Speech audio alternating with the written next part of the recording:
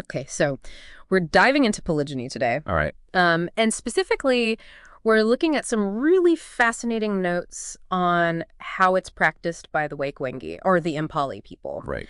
And, I gotta say, going through these notes, I was immediately struck by how much more this is than just, the idea of marriage as we might think of it.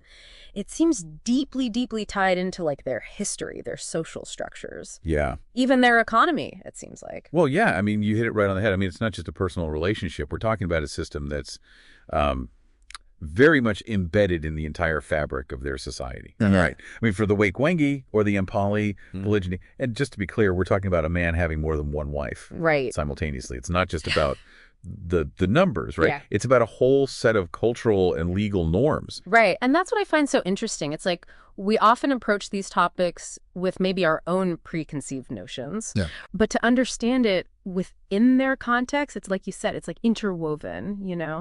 And one of the things that I found super interesting was this connection between polygyny and concepts like wealth, lineage, leadership. It almost sounds like marriage was like a strategic alliance. Very much so. Yeah. It's really interesting when you look at it from a historical perspective, right? Mm-hmm. In a society that was traditionally agricultural, like the Waikwengi, Yeah. more wives meant more hands to work the fields, right? So a man with multiple wives could cultivate a much larger plot of land than someone with only one. Makes sense. And what did that translate to? It translated to increased wealth, increased influence. And with that, often came greater social standing and even pathways to leadership roles. It's like this fascinating domino effect. Exactly. And speaking of lineage, one of the things that the source material mentioned was how important it was to ensure the continuation of the family line, especially in cases of childlessness. Right. Was that just about having heirs, or was there something more to it than that? Well, it goes much deeper than that. Mm-hmm. For the Waikwengi, continuing your lineage, it wasn't just about, having someone to inherit your belongings or your name. It was really about maintaining a connection to your ancestors. It was about ensuring the spiritual well-being of your family and children. They were essential for carrying on those rituals, honoring the ancestors, maintaining the family standing within the community.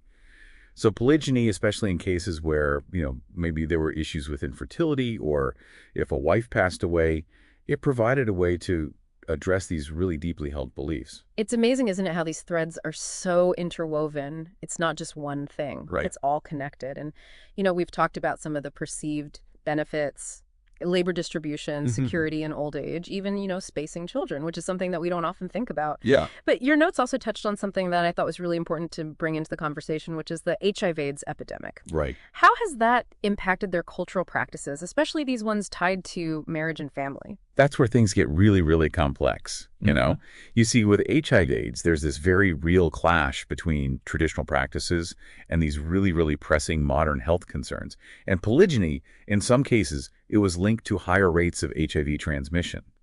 So that forced the community to really grapple with some very, very difficult questions. It's like this crossroads of tradition and public health. Absolutely. Yeah. It's a real balancing act. And you layer on top of that other factors, like shifting economic realities, the rise of Christianity in some areas, and its emphasis on monogamy, Right. and even just globalization, which exposes people to all these different ways of thinking about marriage and family. It's a lot of pressure. It forces them to really re-examine this practice that's been a part of their culture for, as long as they can remember. Yeah, and it really highlights this like tug of war that we see playing out in a lot of different cultures, right? Between, like you said, tradition and these modern sort of influences. Right.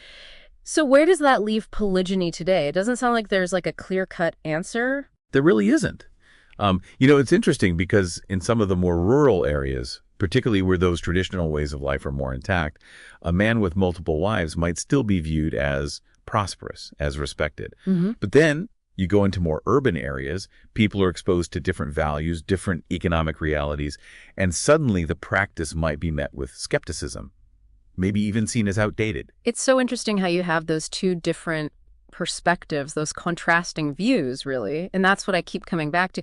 There's not a single narrative when we talk about these topics. Yes, exactly. But I do have to say, one thing that really stuck with me from your research was this idea that polygyny within these cultures that practice it, it's often legally sanctioned. Right. So, and this is something that I've been kind of like chewing on. Yeah. In an increasingly globalized world, how do we reconcile what might be legally okay in one place and maybe not in another, and what happens when those lines start to blur. Yeah, It's a really fascinating thing to think about, isn't it? it is. It's complex. Yeah, absolutely.